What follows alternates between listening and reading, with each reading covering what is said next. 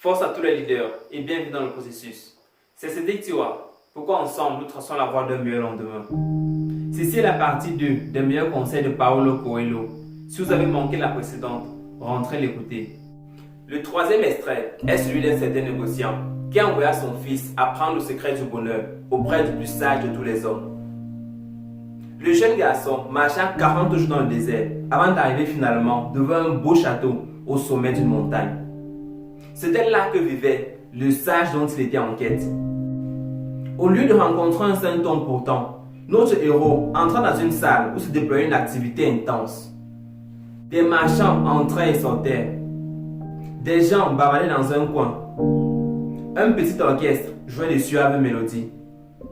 Et il y avait une table chargée des mets les plus délicieux de cette région du monde. Le sage parlait avec les uns et les autres, et le jeune homme dut patienter 2 heures durant avant que ne vint enfin son tour.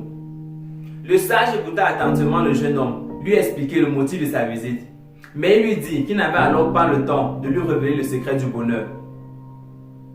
Et il lui suggéra de faire un tour de promenade dans le palais et de revenir le voir à 2 heures de là.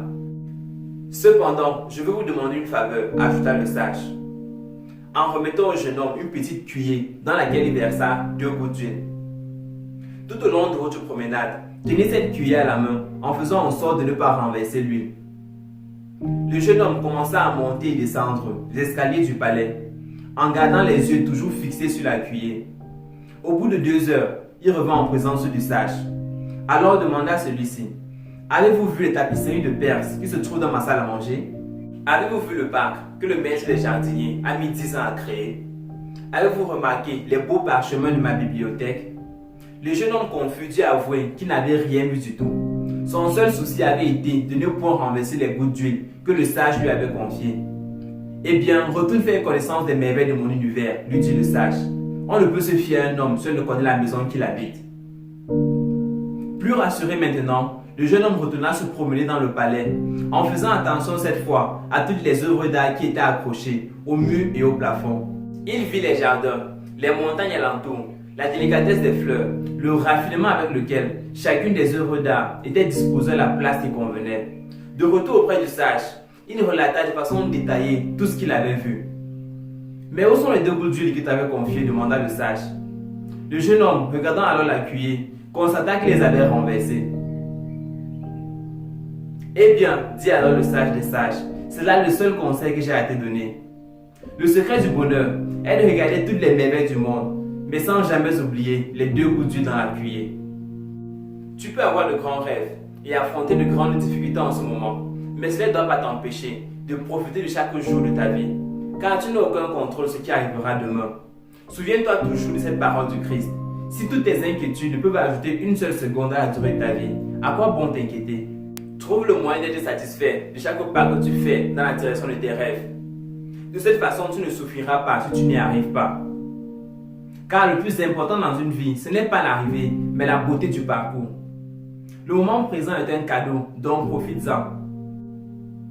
Apprécie chaque petit moment de ta vie, ceux qui font mal et plus encore ceux qui font plaisir. Quoi qu'il arrive, ne détourne jamais ton regard de l'objectif. Continue d'avancer. Je vais résumer le dernier extrait pour ne pas faire trop long. Un soir que Santiago se couchait pour se reposer et faire reposer ses brebis, il fit un drôle de rêve. Il vit un enfant qui lui demanda d'aller jusqu'aux pyramides d'Égypte et qu'une fois sur place, il y trouvera un trésor.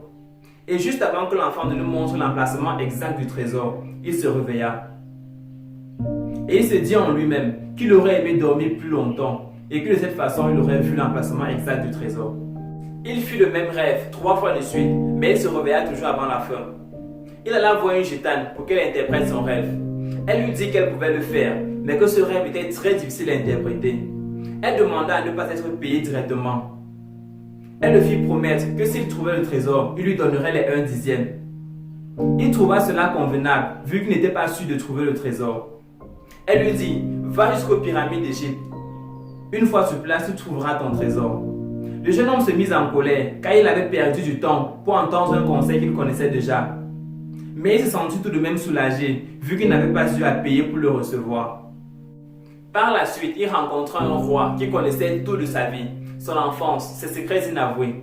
Et le roi lui dit, donne-moi 1/10 de ton troupeau, j'interpréterai ton rêve pour toi.